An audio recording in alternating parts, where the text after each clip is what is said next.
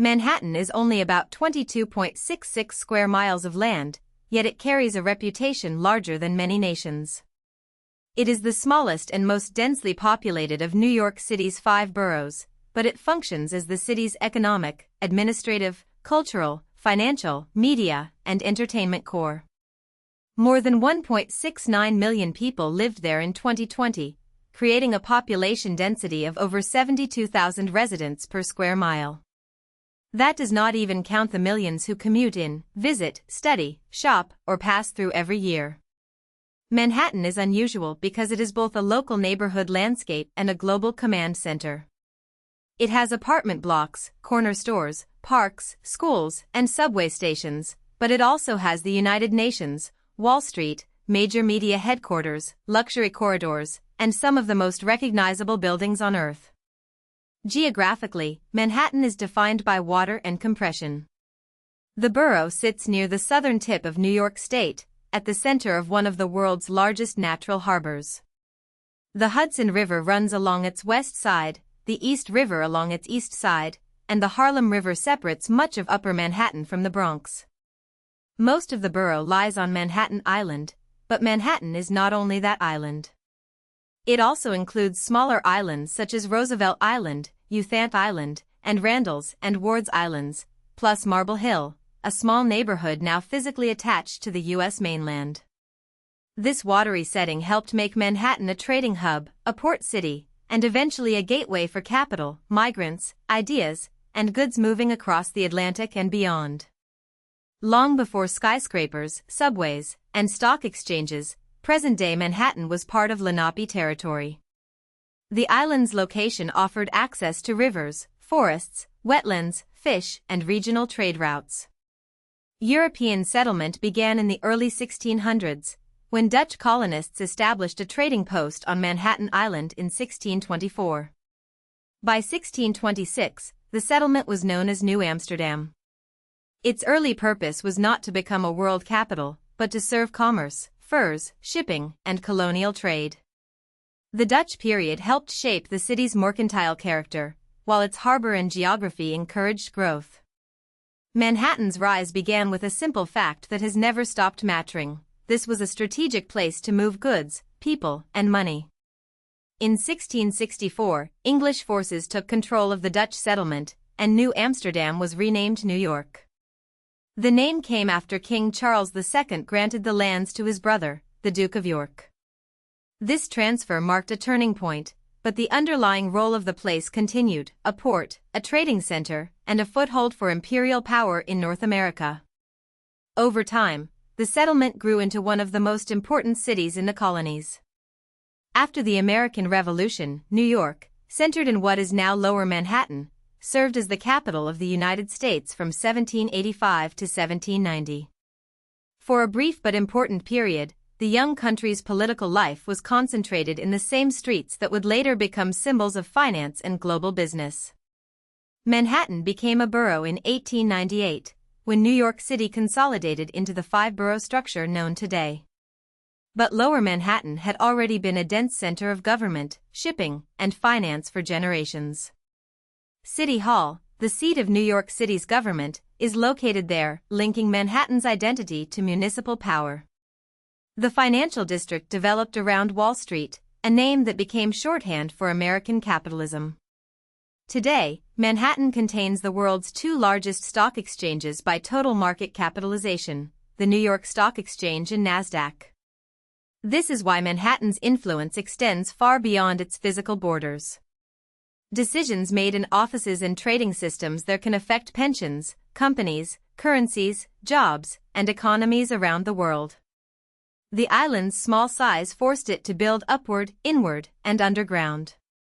Manhattan's skyline is not just an aesthetic symbol, it is a response to scarcity. When land is limited and demand is enormous, height becomes a practical solution. The Empire State Building, the Chrysler Building, and One World Trade Center are not only landmarks, but monuments to engineering, ambition, and urban pressure. Manhattan's streets are crowded because the borough concentrates offices, homes, hotels, theaters, universities, hospitals, stores, and transit hubs into a tight grid. Its fast pace comes from this compression. People are not simply moving quickly because of culture. The city is physically arranged to make time, space, rent, and access feel intensely valuable. Manhattan is often divided into three broad zones: Lower Manhattan, Midtown, and Upper Manhattan. Lower Manhattan is the oldest commercial and governmental core, associated with Wall Street, City Hall, the harbor, and the site of the original World Trade Center. Midtown is the dense engine of offices, hotels, theaters, shopping, and transportation, home to places like Times Square, Grand Central Terminal, Fifth Avenue, and the United Nations headquarters in Turtle Bay.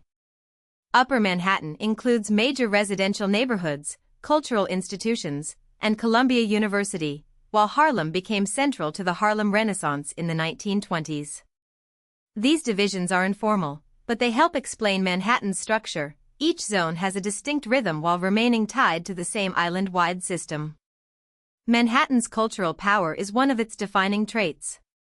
Harlem in Upper Manhattan became the center of the Harlem Renaissance, a landmark flowering of Black literature, music, art, and intellectual life in the 1920s. Greenwich Village became associated with bohemian culture, political activism, and LGBTQ history. The Stonewall Inn, now part of the Stonewall National Monument, is widely considered the birthplace of the modern gay rights movement after the 1969 uprising. Broadway and the Theater District helped make Manhattan a global stage for performance. Major media conglomerates based in the borough amplified its cultural reach.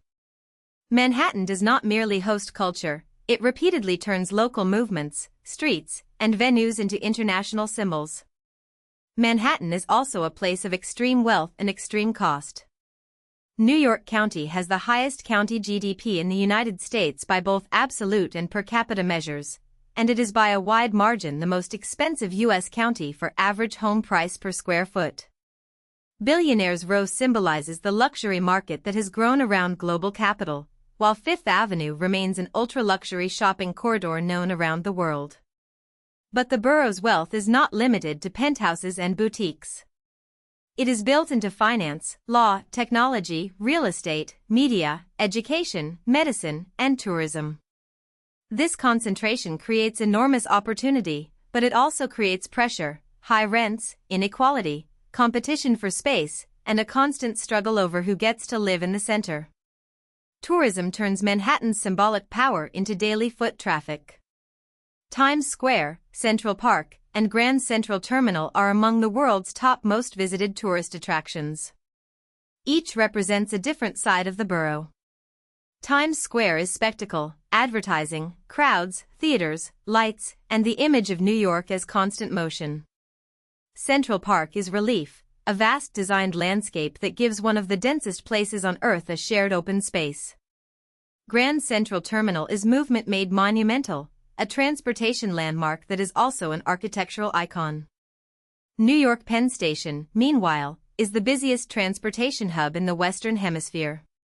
Manhattan's landmarks are not isolated attractions, they are woven into the everyday movement of the city. Manhattan has always been shaped by migration and connection.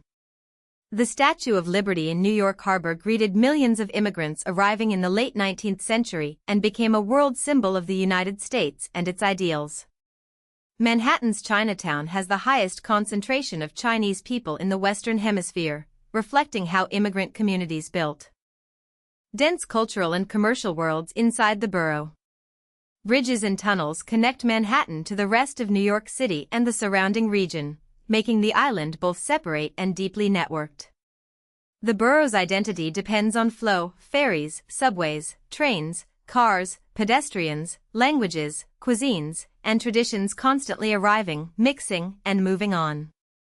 To understand Manhattan, it helps to see it as a paradox.